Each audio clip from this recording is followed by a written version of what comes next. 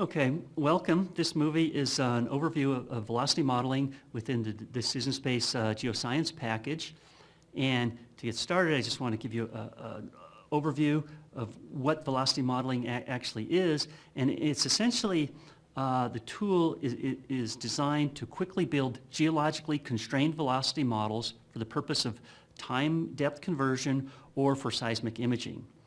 Now, within the tool, there's several different data inputs that you can put in there, and it's really basically well-based depth data and seismic-based time data. Now, within the well data, we have time depth curves, we have well picks, we have check shots that are recorded at the well, and the seismic data can either be seismic velocity or data that's interpreted on the seismic, meaning like seismic horizons or seismic faults. And beyond that, you can have multi-Z seismic interpreted bodies for like salt bodies or different complex fault blocks. And we can put those into the velocity model as well. And even velocities from other velocity models can go into the velocity model. Now, it might seem a little complicated looking at the slide, but essentially, it's a wizard that we can go through, and it's going to ask you a series of questions. Do you have seismic? Yes or no? That goes into the velocity model. Do you have time depth curves? Yes or no? It goes into the velocity model. Do you have well picks? Yes or no? It's into the velocity model, and it calibrates everything together to create a nice integrated velocity model. And asks you, do you have seismic horizons? Do you have faults? Yes or no? Into the velocity model. Is there salt? Yes or no? Velocity model. It calibrates that all together. And then you have a model you can compare. You can use it for imaging or interpretation if you want. If you have new data, you simply add the new data in and you recalibrate the velocity model.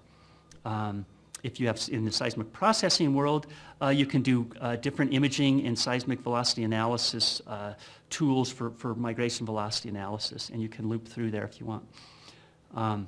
Moving on, once you've built a velocity model, how do you QC that? And within the DecisionSpace environment, we have some great ways to QC the velocity model. For example, you can look at a 2D vertical slice through the velocity model, and you look for anomalies. You look, do the velocities look geologically reasonable? Could that have occurred in geology? If you see anomalies, are those oil-based anomalies or processing anomalies, bad data anomalies? Go in and fix those. You can do the same QC in the map view. If you look at the slide here, we've got a horizontal slice, either time or depth slice. We look for anomalies. Physical domain, does it make sense? And then a lot of people, myself probably mostly included, I like to QC in the 3D cube view where you can slice and dice through the velocity model in any way that you want to see, is this a reasonable model? Does it make sense? Can I defend that interpretation? If there's parts that we can't defend on the interpretation, we can go back into the data here, and here we can look at a 1D view to QC the data and edit the data and fix it. So we look at the velocity data along the wellbore. There's anomalies. Boom, I click them. I fix those anomalies, update my model, and now I can defend my interpretation.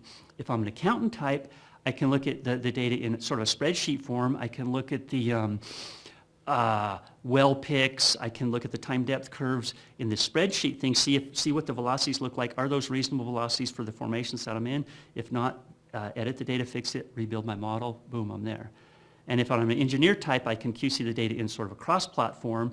I can look for anomalies or trends in the cross-plot, in which case, if they don't look geologically reasonable, I can edit the data sort of in the cross-plot domain, rebuild my model, and have an interpretation that I can defend.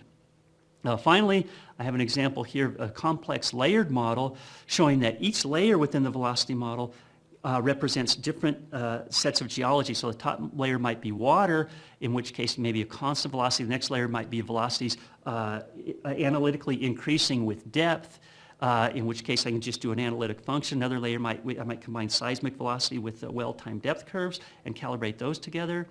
Another faulted layer might be below seismic resolution, so I might just want to input a constant velocity into that faulted layer because it's, like I say, below seismic resolution. I'm going to ignore seismic. The last layer I might use seismic, I might use constants.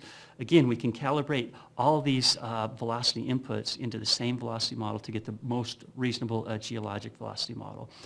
And then finally, once we've built this great defendable velocity model, we use that for interpretation to build our integrated interpretation meaning the reservoir model.